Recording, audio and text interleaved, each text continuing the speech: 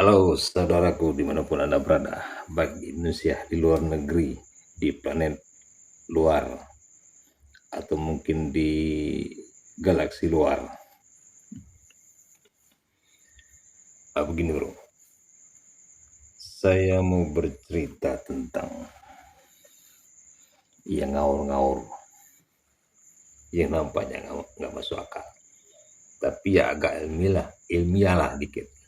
Gini bro, peradaban manusia ini semakin lama semakin maju. Nah, sekarang manusia itu sedang heboh-hebohnya dengan apa namanya kecerdasan buatan, artificial intelligence, begitu katanya bro. Nah sekarang itu ada lagi yang namanya GPT, Chat GPT, ya kan, aplikasinya ada tuh banyak di Android. Itu kan bisa kita perintahkan apa saja bro. Kita nanya misalnya berapa jumlah umat manusia di dunia, cepat dijawab, thread. Ya, saya pernah nanya itu berapa jumlah penduduk laki-laki yang ada di dunia, langsung jawab dia. Terus saya tanya siapa nama nenek saya, bingung dia. Yang jelas begini bro, intelijensi buatan ini dari dulu kan sudah ada bro. Misalnya kalkulator. Nah, saya kalau ngitung ratusan itu sudah bingung bro, sudah bodoh saya. Tapi dengan kalkulator cepat. Oh berapa juta, berapa miliar itu cepat bro. Itu berarti kan intelijensi buatan itu kan penting bagi manusia. Nah, kembali ke Chat GPT tadi, aplikasi yang ada sekarang. Ada lagi Chat Master. Nah, kita bisa nanya apa saja. Bahkan saya pernah coba, saya suruh buatkan saya artikel tentang peternakan. Nah, judulnya ini, Ted, diketik, jadi bro. Dan penyusunan kata-katanya pun bagus. Heran ya. Nah, apalagi kita ingin bikin skripsi, oh gampang bro. Ini kita baca skripsi kita judulnya apa kan. Nah, enggak lama, langsung keluar. Nah, mau berapa halaman tinggal kita kasih tahu aja, tinggal kita kasih perintah aja, keluar deh bro. Jadi ilmu apa saja di Chat GPT itu, di aplikasi itu bisa terakses cepat. Nggak seperti kita kuliah, kita masuk kelas, nunggu dosen, kadang dosennya telat, kadang dosennya mencret, hingga pelajaran yang akan kita harapkan dosen ya terhambat besok lagi. Begitu terus bertahun-tahun eksperimen selama 5 tahun baru dapat gelar S1. Gak berat bro. Tapi dengan model AI ini, artificial intelligence ini, semuanya bisa berjalan efektif bro. Jadi dimungkinkan kita tuh nggak perlu kuliah lagi, cukup belajar ilmu dasar saja, ilmu ngitung dasar, berkomunikasi, membaca, belajar sejarah secara emosional, cukup itu aja bro. Jadi guru tuh nggak usah susah-susah lagi nyuruh muridnya menghafal, itu nggak penting bro. Apalagi menghafal Al-Quran ya, dia kita pencet dari surat apa keluar bro, kan begitu. Jadi artificial intelligence ini sangat membantu. Mau tidak mau bro, inilah kenyataannya, realitanya begini peradaban.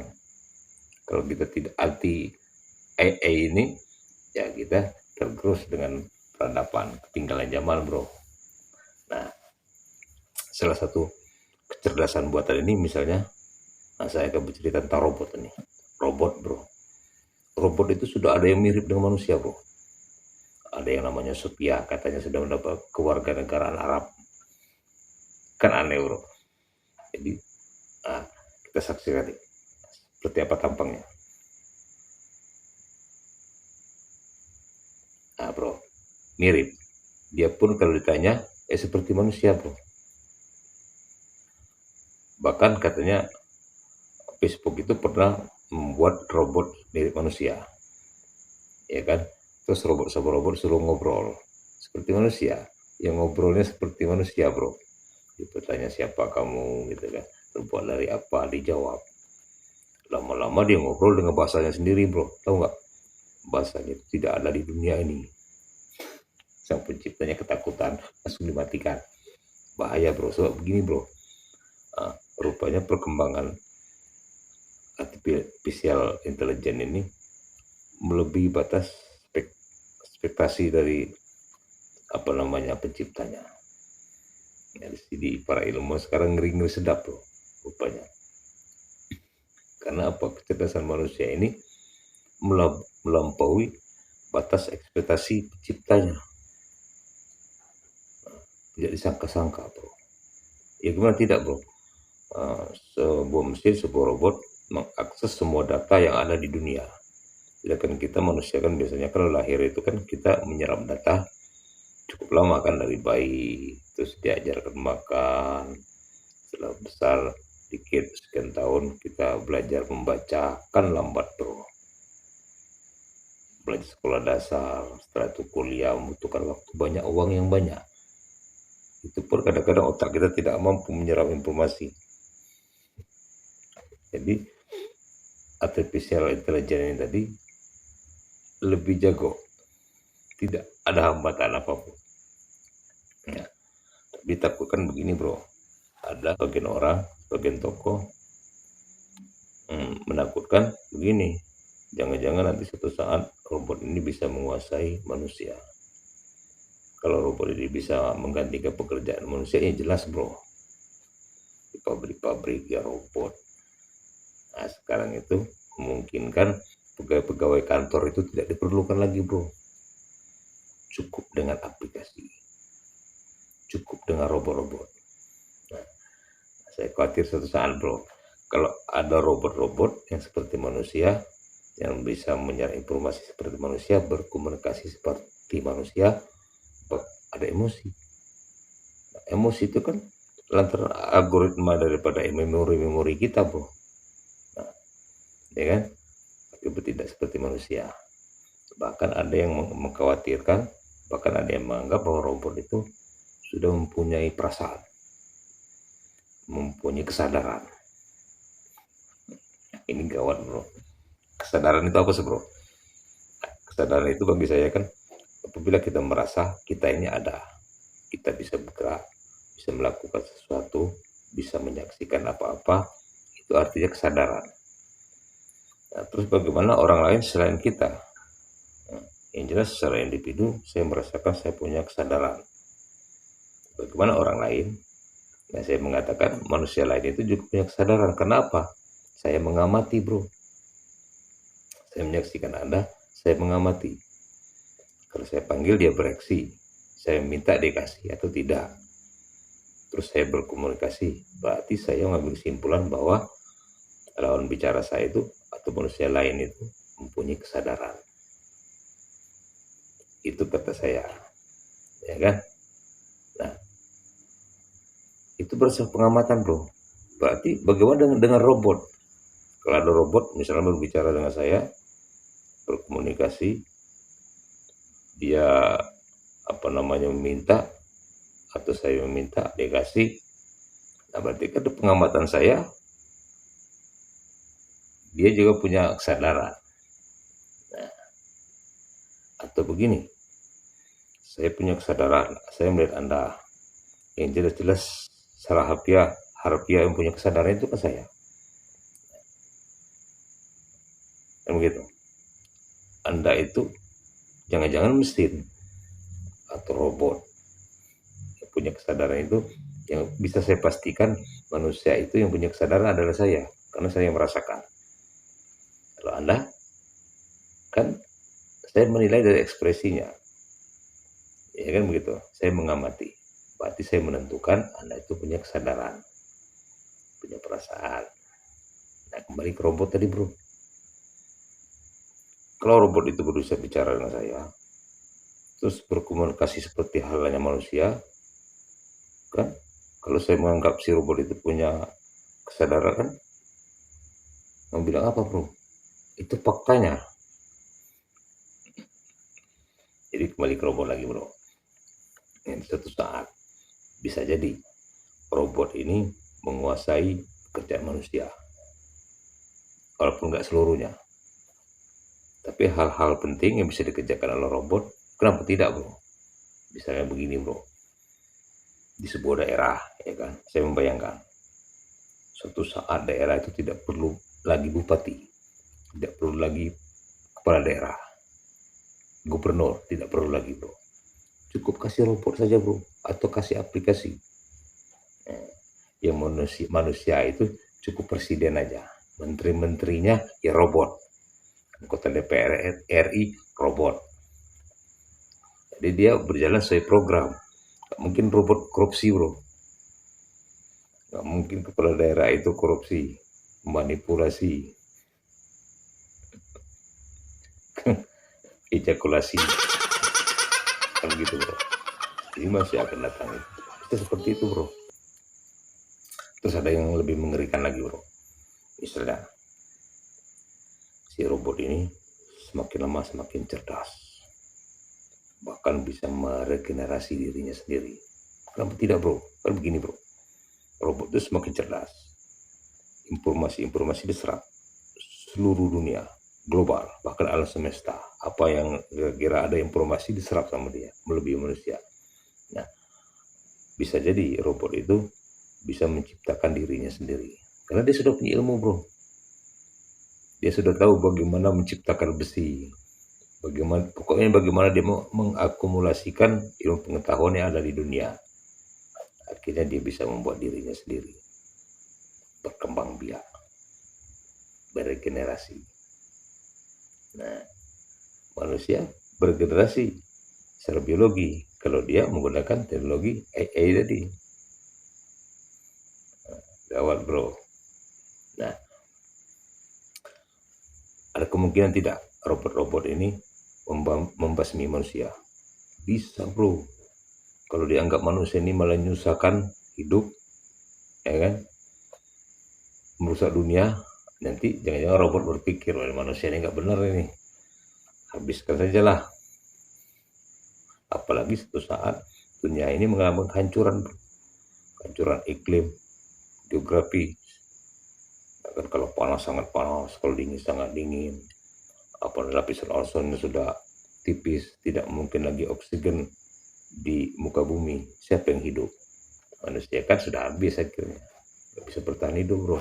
Yang bisa hidup itu hanya robot.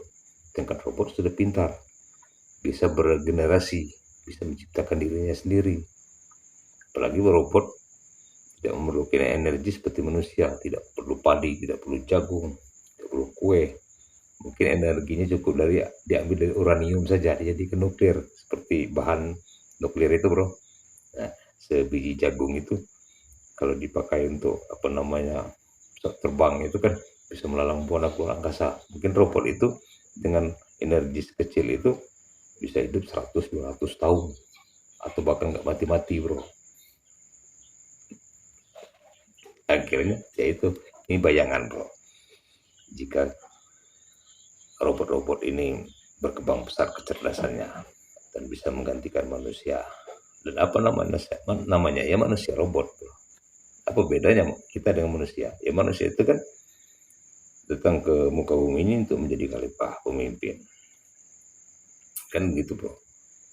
Nah, suatu saat manusia habis ya digantikan robot, apa bedanya? Manusia juga namanya manusia robot, ya sama cara kerja, dia mempunyai emosi, mempunyai memori, ya begitu bro. Apalagi robot-robot sekarang katanya yang dari Jepang, siapa namanya, Erika. Nah, itu berkomunikasi persis seperti manusia.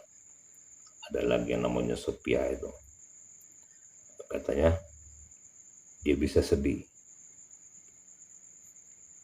Aneh bro. Jadi maksud saya mau tidak mau realitanya begitu bro. Nah, suatu saat kehidupan itu kan bisa dipindahkan, bisa beralih generasi dengan generasi robot. Manusia tidak perlu lagi di dunia ini. Manusia ya sudah. Atau dalam perkembangannya robot nanti manusia bekerja sama dengan robot, bisa saja bro. Untuk dalam misalnya seabad 2 abad akan datang, atau berpuluh tahun akan datang, manusia berkolaborasi bisa bro. Nah, robot suruh aja bekerja, ya kan?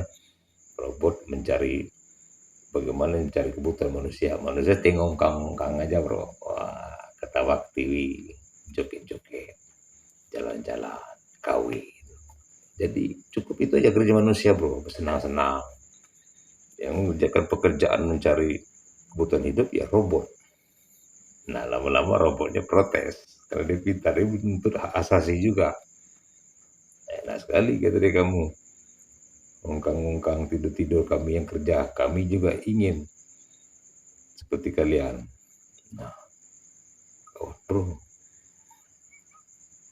makanya Elon Musk itu mengatakan apa namanya fenomena robot, apa AI ini, AI ini seperti iblis.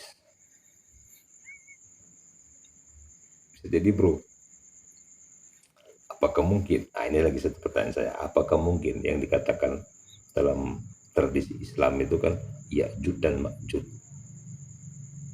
apakah robot-robot ini bro, atau bahkan Dajjal yang akan memerangi manusia pada akhir zaman? Jangan-jangan ini bro, kecerdasan buatan manusia sendiri yang akan menggerus manusia dari muka bumi ini. Yang jelas begini bro, realitanya mau tidak mau peradaban ini selalu maju. Kalau kita tidak ikut-ikutan, tidak menelaah informasi, kita tinggal zaman bro. Kita sibuk secara konvensional menyekolahkan anak manusia jadi dokter sekian tahun, susah. Zamannya sudah berubah, cukup dengan intelijensi buatan, artificial intelligence. Memungkinkan seorang jadi dokter, punya keahlian kedokteran dengan beberapa hari saja cukup. Jadi driver bro, nggak perlu lagi manusia, cukup dengan intelijensi buatan. Main musik juga, bahkan TV-TV di Hongkong tuh katanya pembawa acaranya tuh sudah mulai banyak menggunakan apa namanya robot virtual. Apa kerja kita akhirnya manusia, kita ngongkang-ngongkang aja bro, joget-joget santai, makan, kesenangan-kesenangan. Nah, itu saja cerita hayalan dari Pak Guru.